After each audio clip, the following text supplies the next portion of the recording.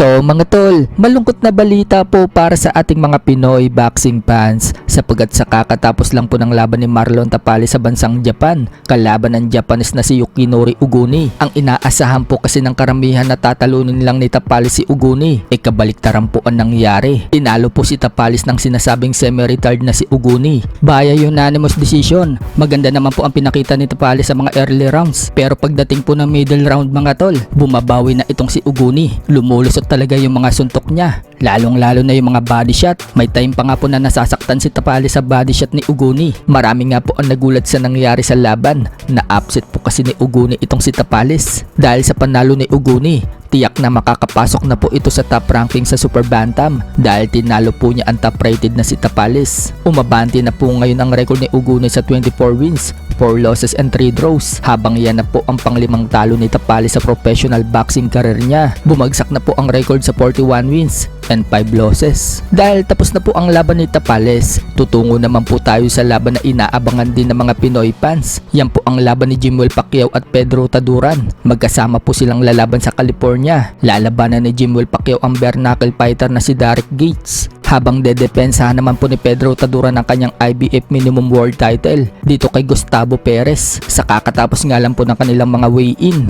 tumimbang po itong si Jimwell Pacquiao ng 136.2 pounds, habang tumimbang naman po si Derek Gates ng 133.8 pounds. Tumimbang naman po ang kalaban ni Taduran na si Gustavo Perez ng 104.2 pounds, habang tumimbang naman po si Pedro Taduran ng 104.6 pounds. Pasok po sila sa weight limit ng 105 pounds. Dahil dyan mga tol, tuloy na po ang laban bukas. Suportado nga din po ni Manny Pacquiao at Jinky Pacquiao ang anak nilang si Jimwell, dahil nasa Amerika na po ngayon ang mag-asawa at manunood sila sa laban ng kanilang anak. Samantala, manunood din po sa laban ni Taduran versus Perez itong si Oscar Culaso, ang Unified Minimum World Champion. At kumpiyansa nga po niyan sinabi mga tol na kung sino daw ang mananalo sa dalawa, kakainin daw niya. Marami naman ang natawan ng mga Pinoy fans dito kay Culaso. Paano daw kakainin? Umatras nga daw siya kay Taduran at Jerusalem. Sa ibang banda naman mga tol, Oscar De La Hoya, binanatan si Floyd Mayweather Jr. matapos sabihin ni Mayweather na exhibition fight lang daw ang laban niya kay Manny Pacquiao sa September at hindi tunay na laban. Birada nga po ni Oscar De La Hoya, lumaban dapat daw itong si Mayweather sa tunay na laban.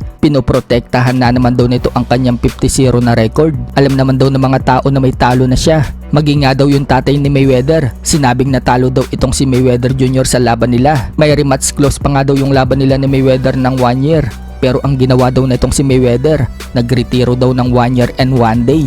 Ibinahagi nga din po ni De La Hoya noong last fight niya sa professional boxing, noong talunin siya ni Manny Pacquiao. Gusto pa daw sana niya lumaban, subalit hindi daw niya magawa dahil depressed daw siya, physically at emotionally. Pero ngayon, matapos daw ang 5 taon, nakakapagtrabaho na daw siya.